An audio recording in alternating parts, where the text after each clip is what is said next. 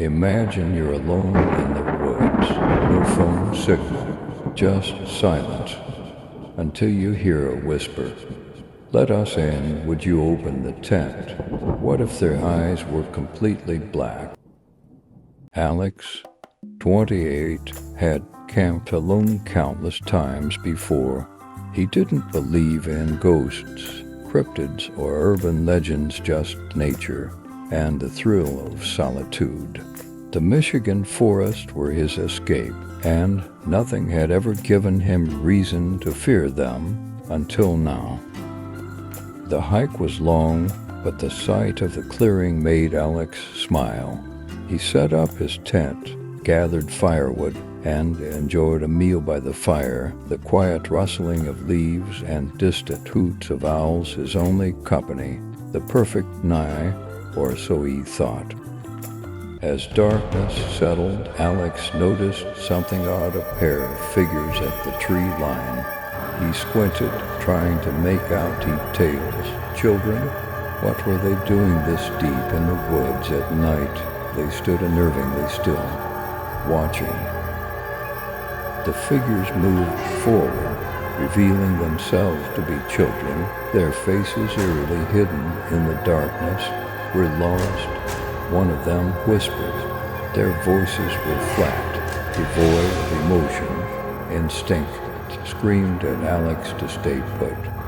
Alex felt an unnatural chill settle in his chest. Something was wrong. Where are your parents? He asked.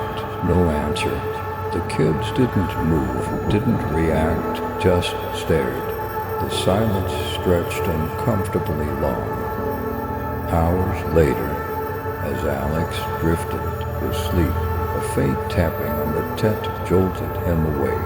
He froze, heart pounding. It was too soft for an animal. And then it came again, tap, tap, tap. Tearing outside, he saw them again, standing closer now. The fire had burned low, but the light was enough to reveal their faces pale, expressionless, with eyes black as the abyss. Alex's breath caught in his throat. Every instinct screamed to run, but Alex couldn't move. The fear was paralyzing, unlike anything he'd ever felt. He zipped the tent shut, heart hammering, knife clutched in his shaking hand. The tapping returned, more insistent. Then silence. He didn't sleep, barely breath, until the first light of dawn. When he finally dared to look outside, they were gone, but something told him they weren't finished with him yet. Don't forget to like, subscribe, share this video with your friends, and let us know in the comments what you thought of the Whispering Pines. And be sure to subscribe for more terrifying tales, because the darkness is always watching. Leon narrates, we woke to a scene of chaos. Our campsite had been ransacked. Tent flaps were ripped open, and our gear was strewn across the ground. It was as if something had been searching for something or someone. The unsettling feeling from the night before had intensified tenfold. Despite the ranger's warning, the urge to explore the source of our honeys was too strong to resist. We ventured into the old-growth forest, the air growing colder and the silence deepening with every step. The towering trees seemed to loom over us, their branches intertwined like skeletal fingers. Deep within the forest, we found it, a colossal tree, its trunk thicker than any I'd ever seen, stood in a small clearing. It was covered in the same strange symbols we'd seen at our campsite, but these were more elaborate, more disturbing. They seemed to pulse with a faint, unnatural red light. Chloe, drawn to the tree like a moth to a flame, reached out and touched the rough bark.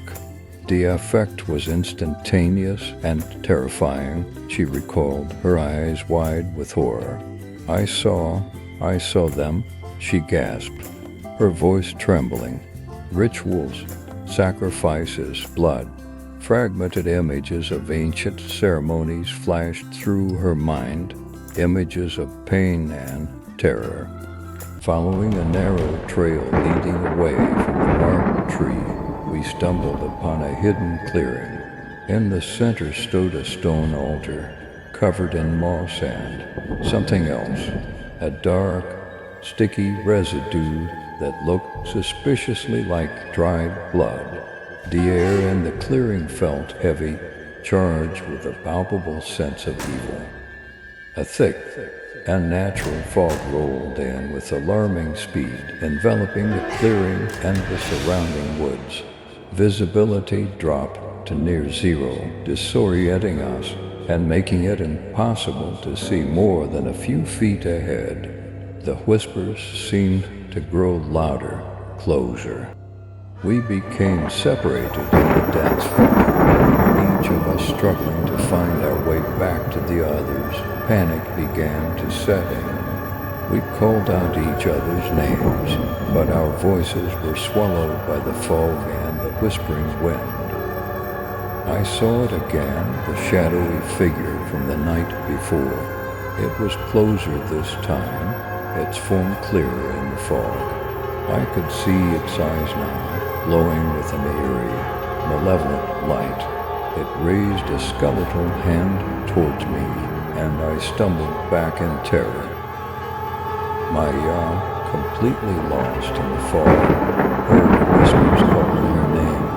They were soft, seductive whispers, promising power and knowledge, but they were laced with a chilling undertone that sent shivers down her spine. She knew instinctively that she was being hunted.